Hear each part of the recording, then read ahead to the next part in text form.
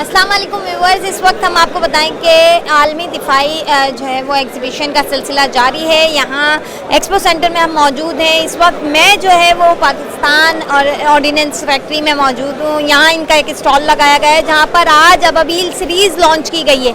Ababeel series में क्या क्या है वो हम आपको दिखाएंगे भी और बताएंगे भी। ये इस वक्त जो है वो V5 अबाबील खड़ा हुआ है जिसमें 5 kg तक जो है वो वेपन्स को उठाने की सलाहियत है। ना सिर्फ ये ही बल्कि ये मैं आपको बताऊं कि इसके अंदर जो है वो साथ ही अपने हदफ को निशाना बनाने की सलाहियत भी है।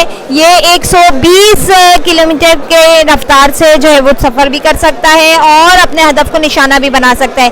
साथ ही हम थोड़ा सा आगे जाएंगे। ये अगर आप देख रहे हैं तो ये जो है वो अबाबील 10 है जो 10 kg तक अपने अंदर मिसाइल्स और असला लेकर जो है वो मुंतकिल किया जा सकता है, ले जा सकता है और अपने हदफ को निशाना बनाने की सलाहियत। इसमें एक ख़ास बात यह है कि इसमें जो कैमरे नफ्स किए गए हैं उनका काम यह है कि ये ना सिर्फ दिन में बल्कि रात के औकात में भी जो है वो अपने हदफ को निशाना बना सकता है और ये बहुत शार्प तरीके से जो है वो इस्तेमाल हो रहा है। साथ ही में इसी के ही पीछे एक और अबाबील रखा गया है जो कि 5 अबाबील के नाम से लॉन्च किया गया है, जिसका इफ्तिताह आज जनरल कमर जावेद बाजवा साहब ने भी किया है।